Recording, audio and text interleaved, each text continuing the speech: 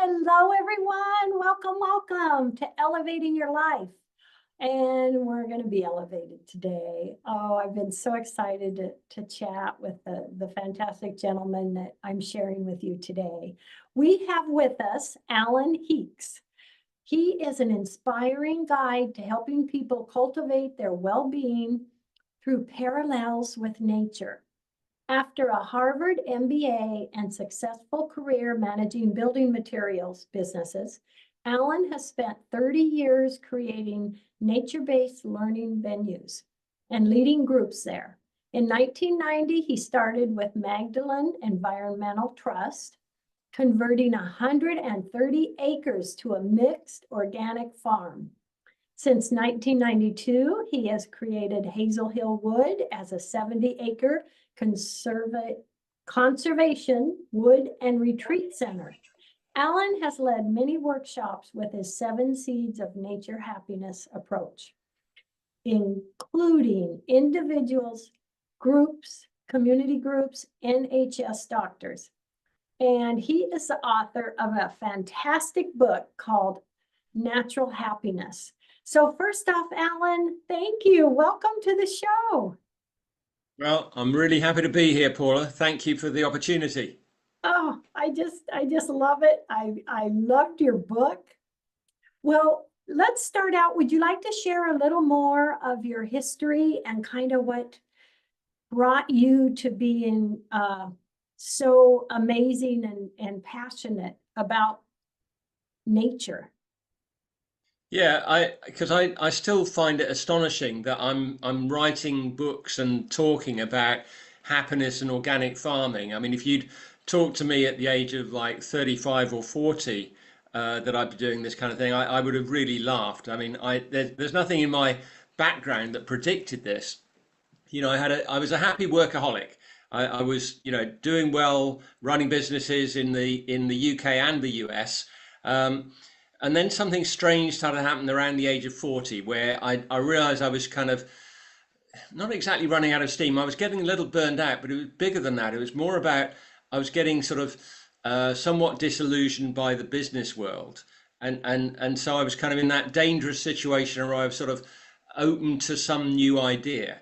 And this idea came up about starting an organic farm, not just a good thing to do organic farming, but as a place where young people could kind of find their roots as they tried to make sense of adult life.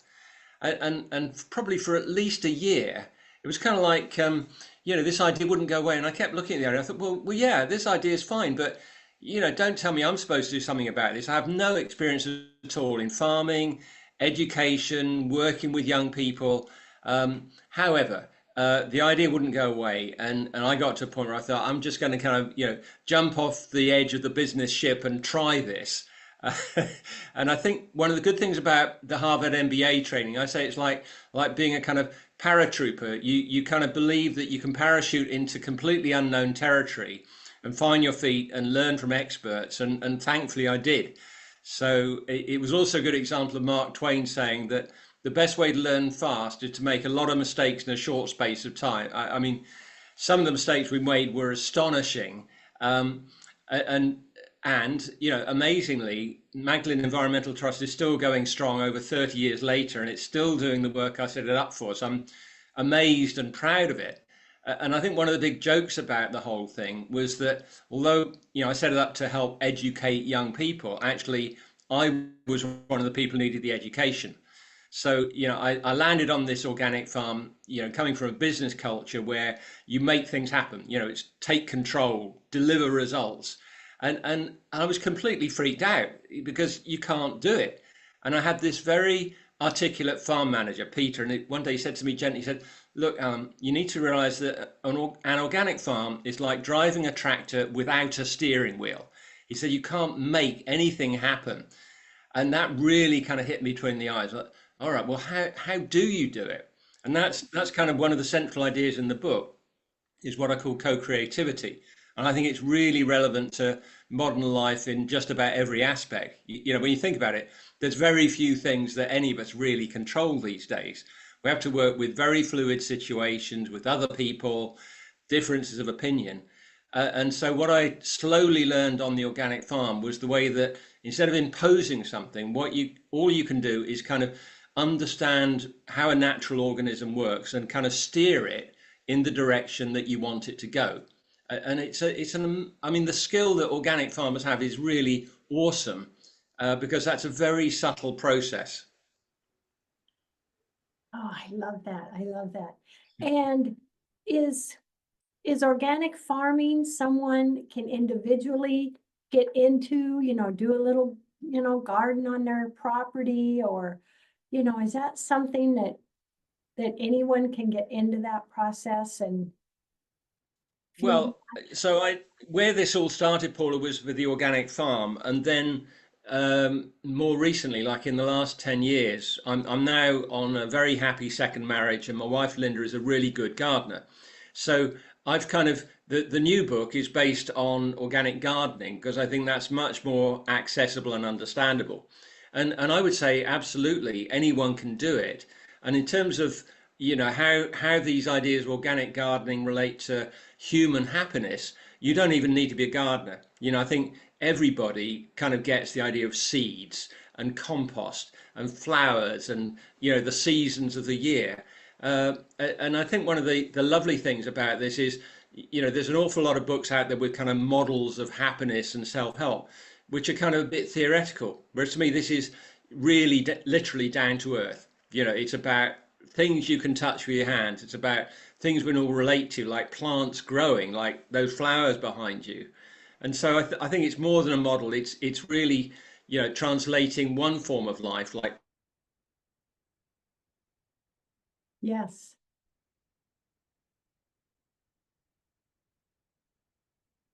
Oh, Alan, I think I lost you for a moment.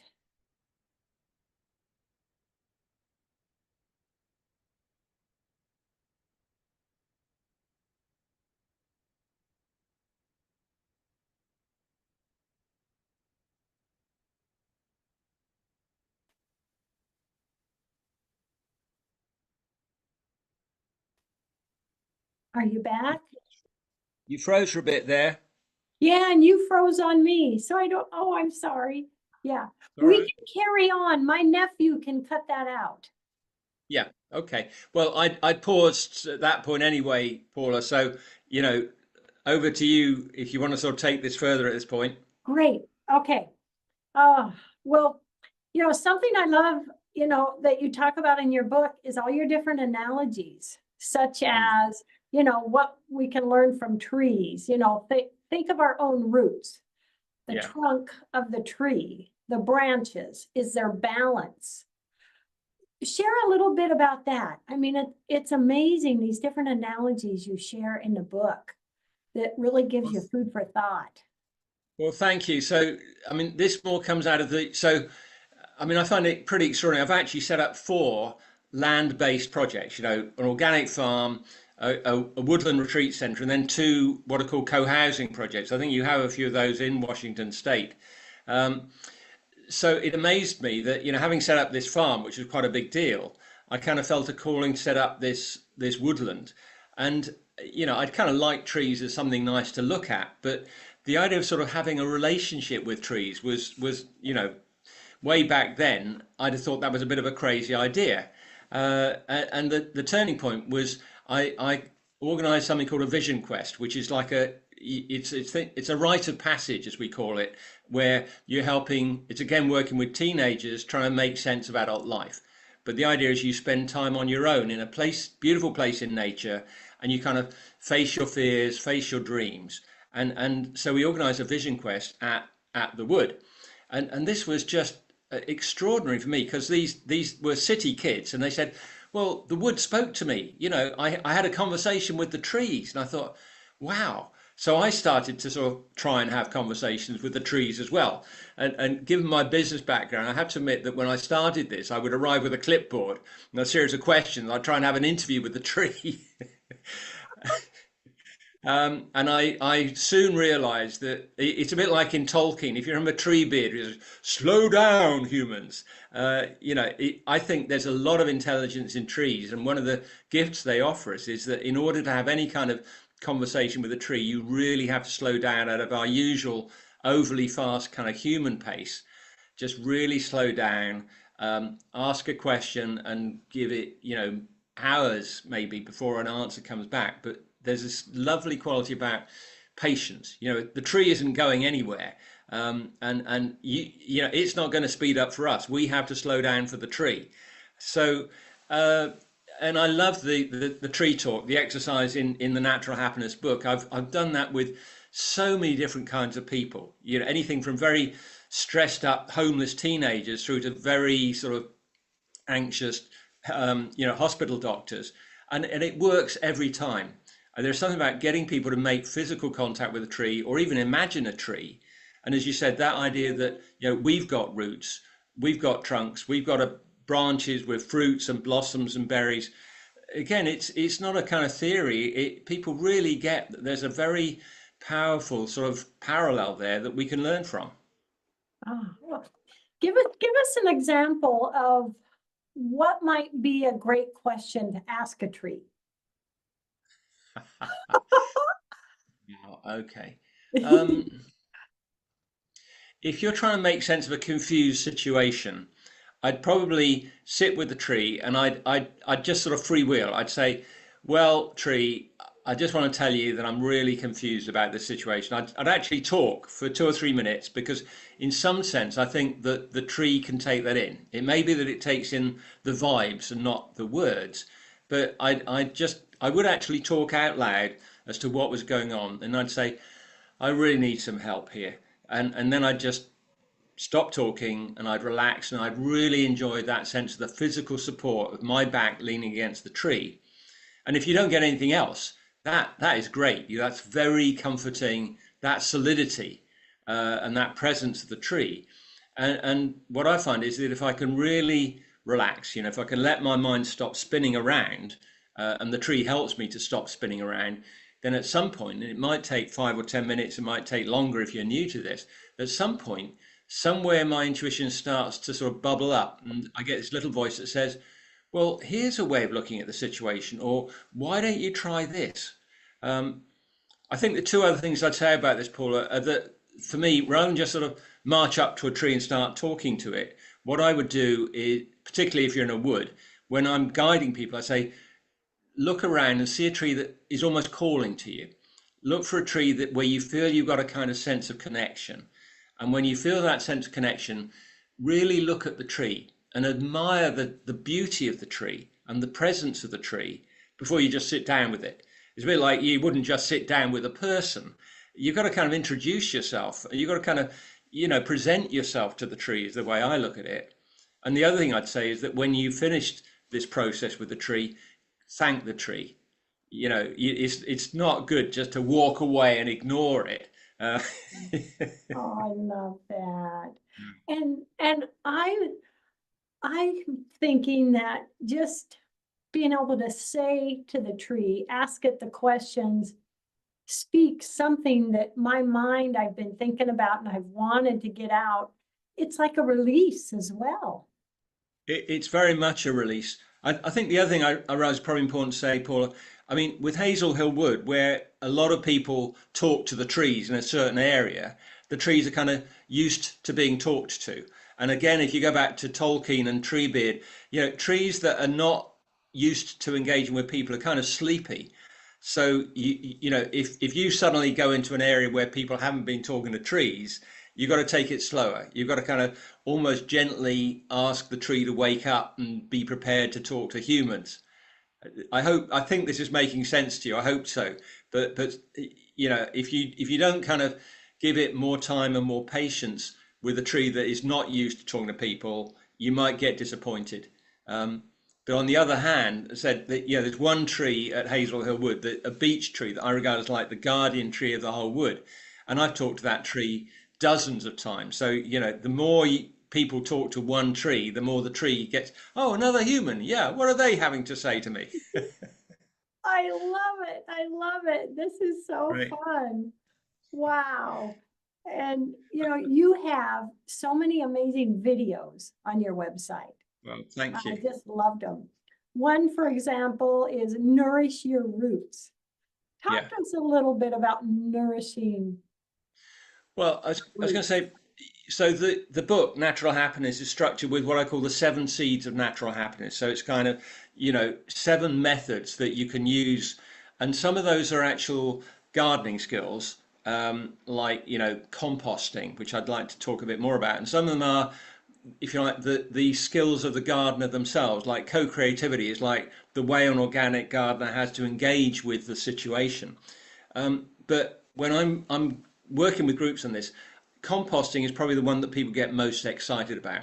So if I can just take you through that a little bit, this was one of the big discoveries for me about organic farming or gardening compared to conventional or chemical methods. So if you talk about it on a farm scale, a conventional farm is basically pushing the growth of the plants by artificial fertilizers. And these are based on fossil fuels, and they cause pollution to the ground, and they also promote the growth of the weeds and the pests more than the crop you want.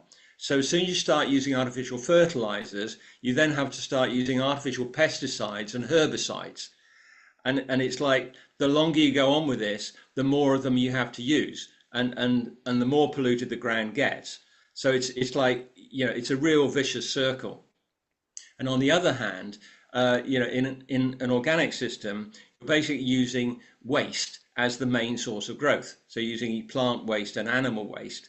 So when I'm talking to people about their own happiness, I'm saying, think about emotional waste and mental waste. Think about negative feelings like worry and fear and anger, or think about negative thoughts like anxiety.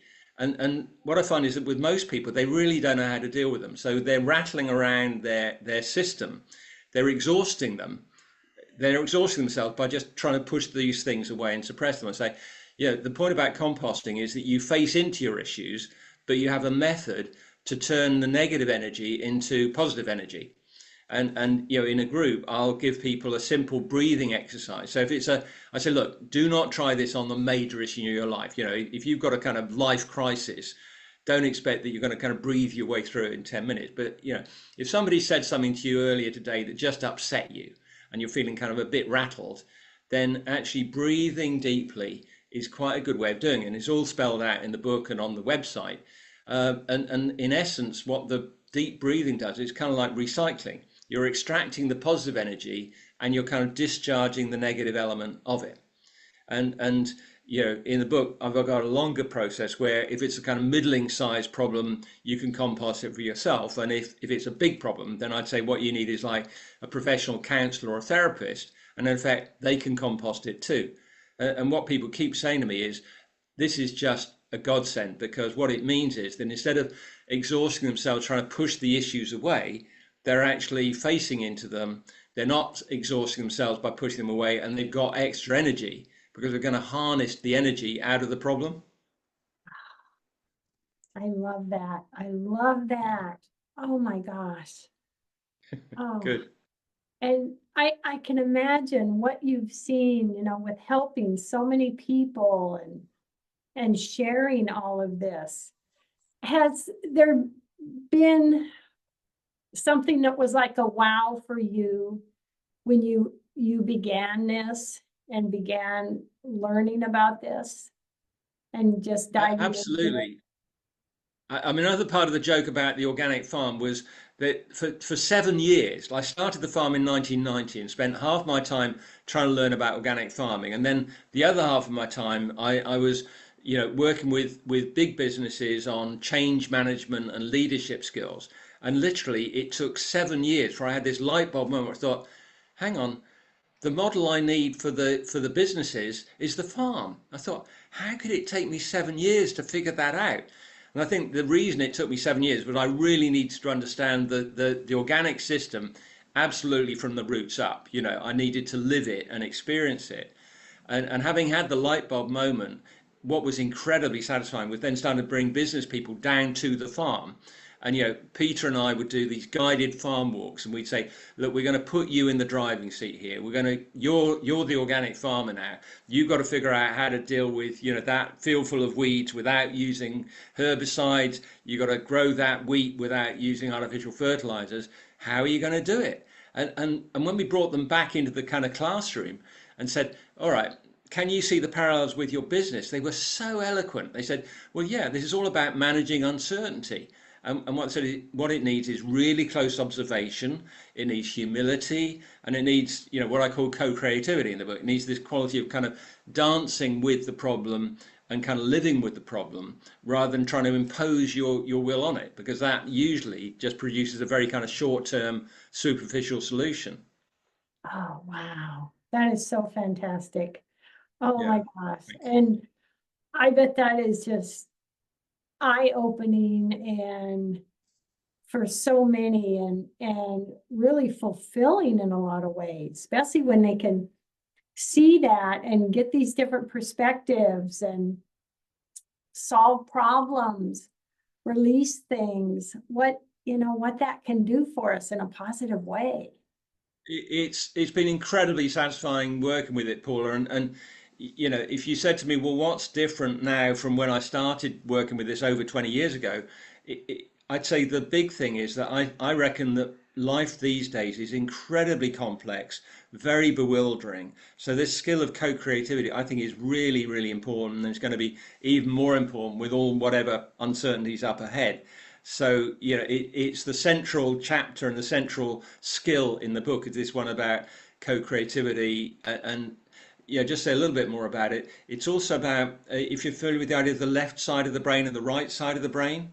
So the left side of the brain is about analysis and logic, and the right side of the brain is about intuition and imagination, seeing the big picture.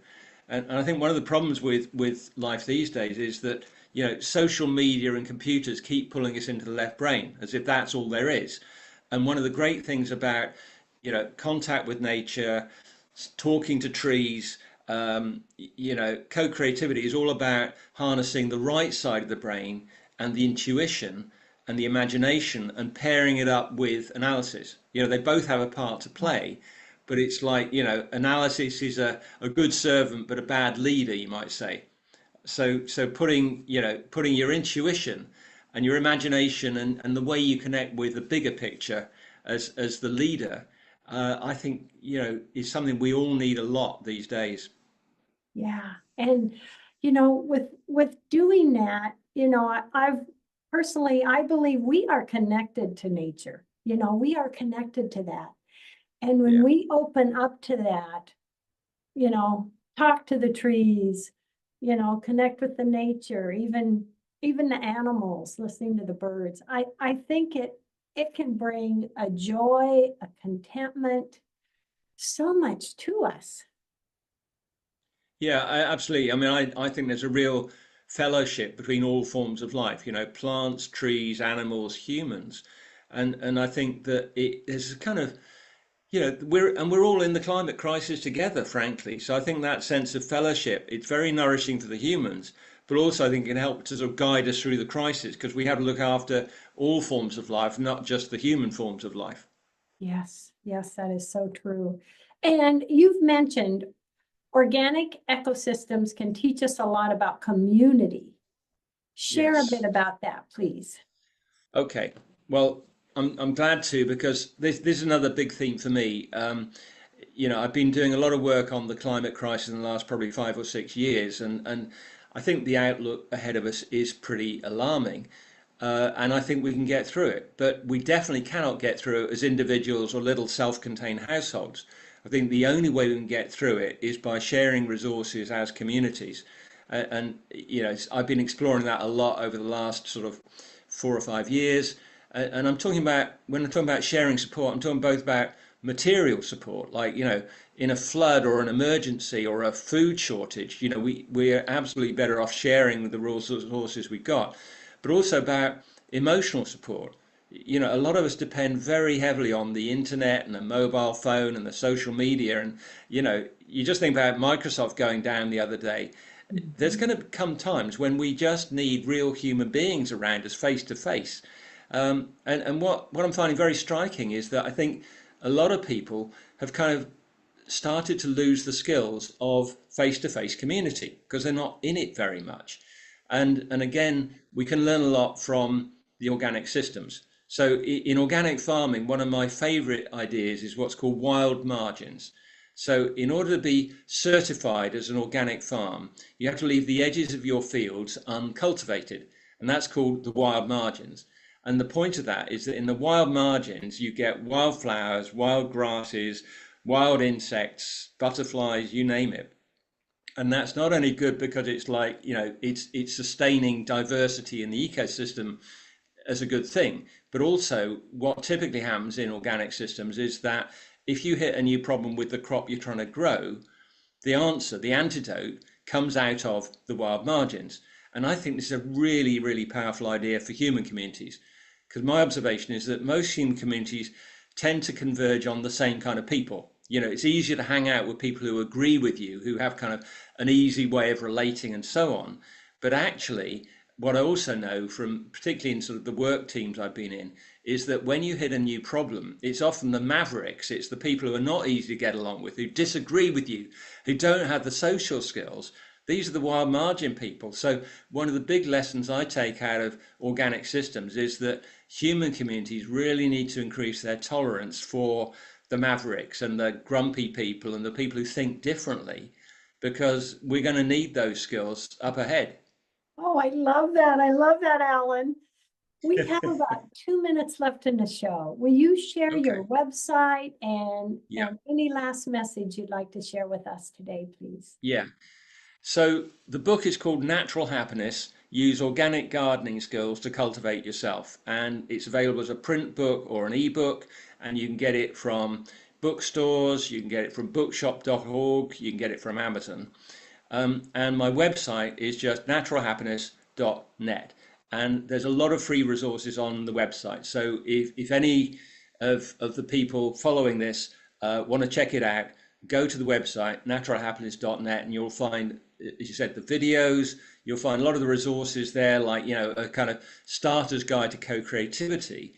And I hope it'll give you an appetite for them buying the book, because the book gives you a lot more practical guidance, but it also has some lovely sort of case studies of how this works in practice. The other thing to mention, Paula, is that I do a newsletter. So every couple of months, I do a newsletter about natural happiness, but also kind of like events, online events. I'll feature your podcast in that. So if people would like to kind of follow this and sort of be part of the natural happiness community, if you go onto the website, then you can also sign up for the free newsletter as well. Yeah, I loved it. And I signed up for it. I'm so excited. And I'm Great. so excited to share some copies of your books with friends. Alan, you are an inspiration and your information is so amazing.